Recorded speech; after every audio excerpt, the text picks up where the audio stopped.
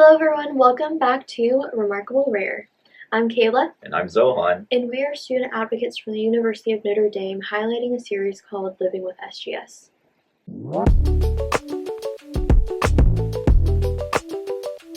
So today in episode 5, we'll be exploring SGS from the perspective of doctors.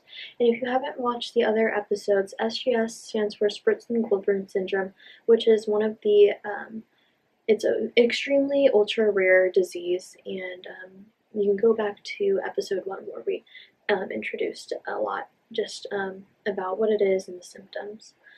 But today's episode in particular, we're highlighting the perspective of doctors from a patient advocacy perspective.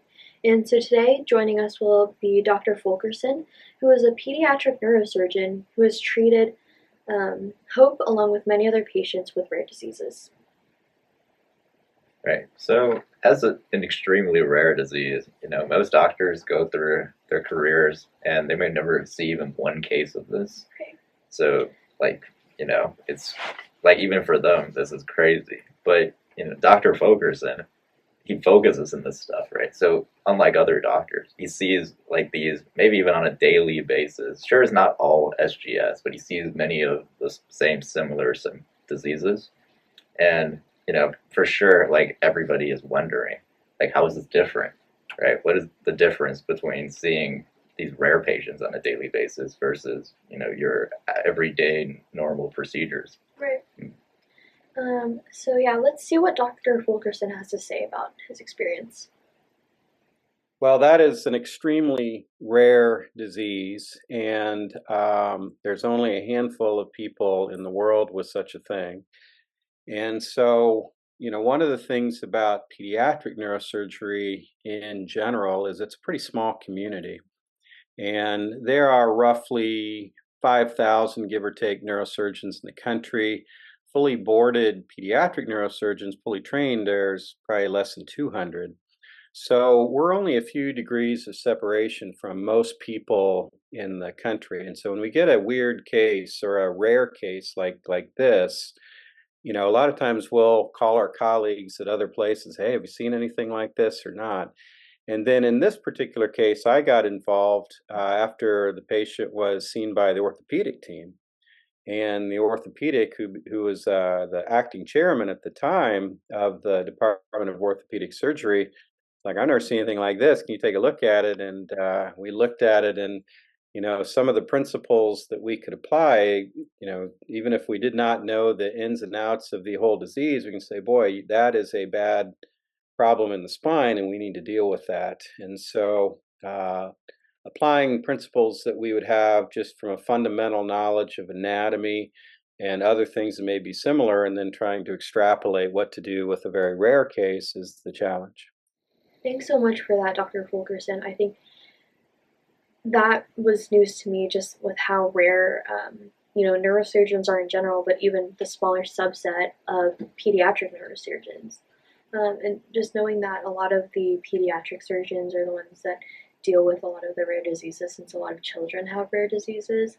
I think that even goes to show how important it is just to have support for these physicians, and also know that they're equipped with the right resources to be advocates in the space. Right. I think you always think of a lack of diagnosis and stuff like that, but partly that might just be due to the lack of people that are qualified, right? Like, it's really a rare subtype of physicians that are capable of doing this, and maybe as a priority, we should try to increase the number of these physicians and get more people that are able to, help these patients and, they contribute to diagnosing them and so on. Definitely agree with that. And, one thing that, Dr. Fulkerson kind of touched on was just how important it is to be able to apply, what you know to just different cases of disease that's not well known.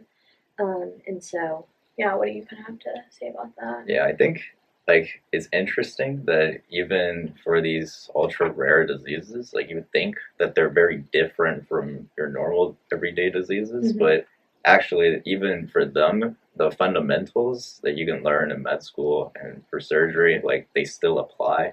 And if you have like a strong understanding of just basic anatomy and stuff like that, that you can apply these principles and treat aspects of the disease, Right. even if you don't really know like the whole thing, right? Agreed, agreed. And so, kind of like you were saying, with rare disease, there is an incredible amount of unknown. And so, you know, um, let's go to Dr. Fulkerson has to say of just like what challenges he encounters and working with patients with SGS or just overall rare diseases in general. Well, well, the first thing is just the rarity of it. So, one of the things that we look at in medicine is the natural history.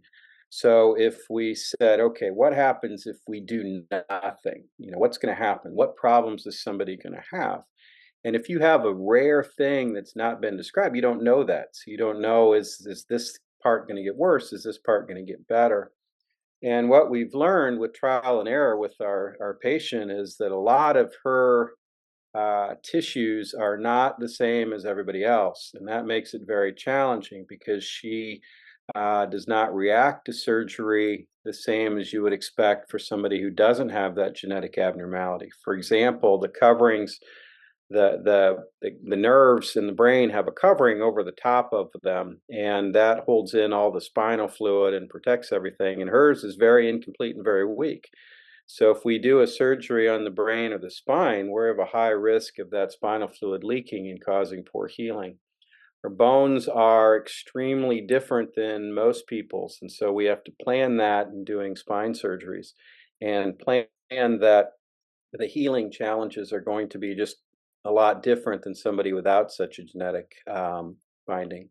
One of the things that we need to do in medicine, and sometimes we have to fight the system to do it, is that medicine is not a one size fits all. And anything we do, especially in surgery, I firmly believe we need to customize it and individualize it to the patient.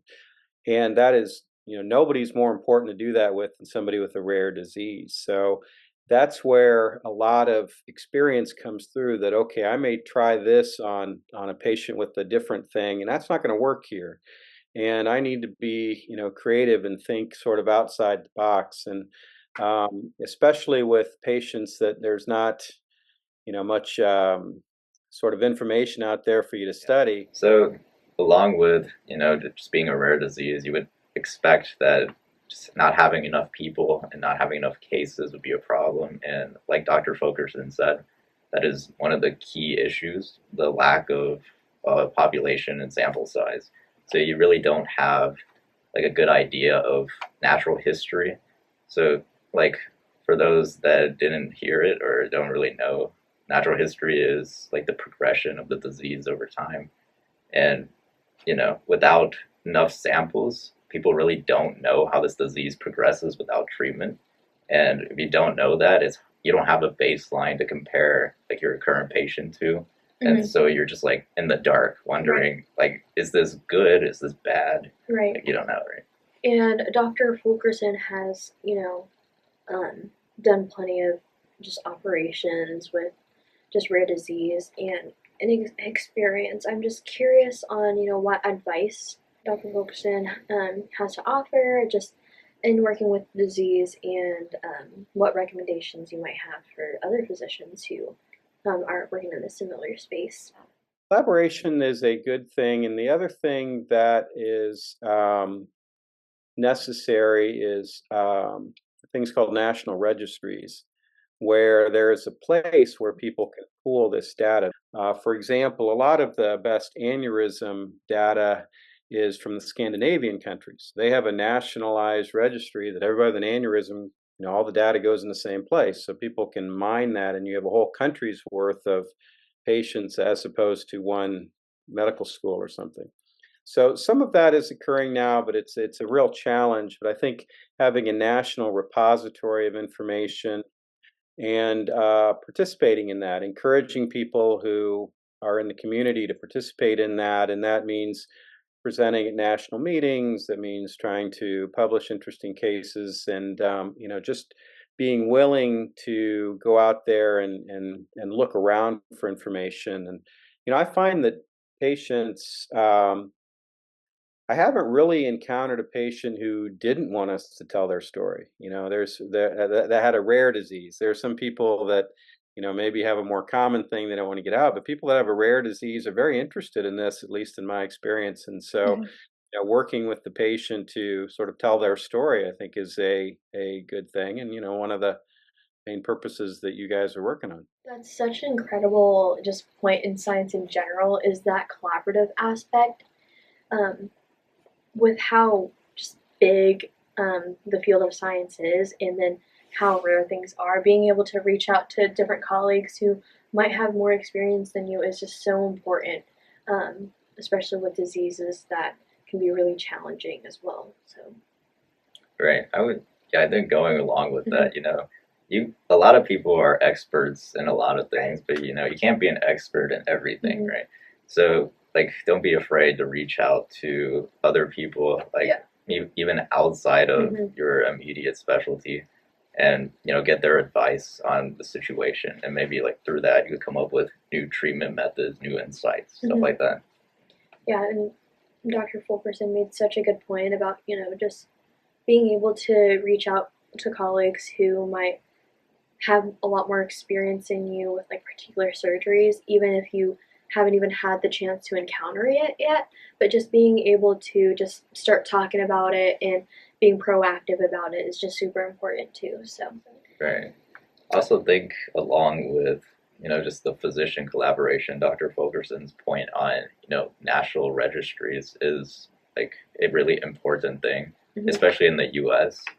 Yeah, so another side to just being a physician and needing to go and search for a lot of information that you don't already know and you aren't trained is being able to take care of yourself and giving yourself grace. And so, um, let's just hear what Dr. Fulkerson has to say about preventing burnout and being able to take care of yourself.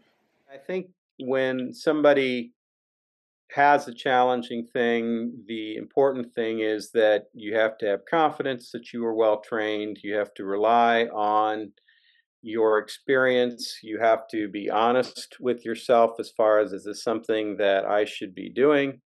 And there's not a perfect answer for that, but it's important for surgeons in particular to really be as thoroughly trained as they can be for cases just like this. Now, as far as burnout, that's a whole separate category of a real significant problem in medicine today.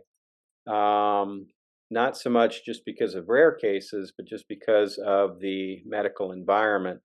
And I don't have an easy answer to it other than that it's important to identify that as a problem. So it is a sort of a undiscussed epidemic of the risk of, I don't want to get too far off topic, but just since you asked, the risk of suicide in a male physician in 2016 was last time was more than double the national average, and of a female physician was even higher than that.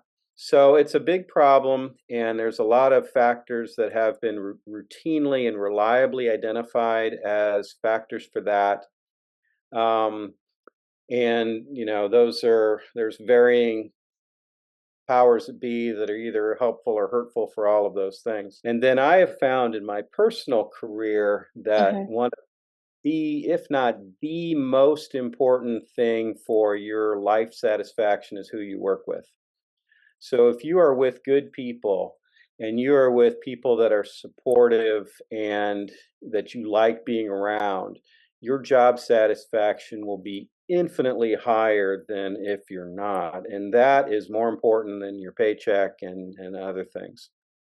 As far as getting back to our cases, usually interesting cases are kind of fight against burnout because they challenge you and they're interesting as opposed to the dull routine. Mhm. So having people that support you, who you're with, that is a tremendous factor in protecting yourself from burnout and also in your overall just sort of life satisfaction. Yeah, so honestly, what Dr. Fulkerson said is great advice just for like people in general, not even just physicians and surgeons. Yeah, and especially, and burnout existed before COVID, of course, but especially with post-COVID situations, there's been so much recent literature coming out just explaining what's been going on with physician burnout and um, how much of a large issue it is in today's day and age. And so, just being able to be equipped with the resources and tools that you need to prevent burnout is so important, especially when you have so much pressure as a neurosurgeon, as one who's working with pediatric rare diseases with a lot of unknown. So, and I do have a question just about how you're able to prepare for these incredibly difficult surgeries. Well, it's important to do your homework. So it's Mm-hmm. important to figure out what literature is out there and what can you learn from that. And then specifically, what can you apply that to your particular patient? It's important not to be afraid to reach out for collaboration. And, I think physicians, especially in something like neurosurgery, tend to be very helpful with that. Thank you so much, Dr. Fogerson. We really enjoyed having you on our show today, and you gave really insightful comments that I think both physicians and people in general can take from. Well, that is all the time we had for today. Thank you so much for watching or listening, and I hope you'll join us next time. Until then, see you later.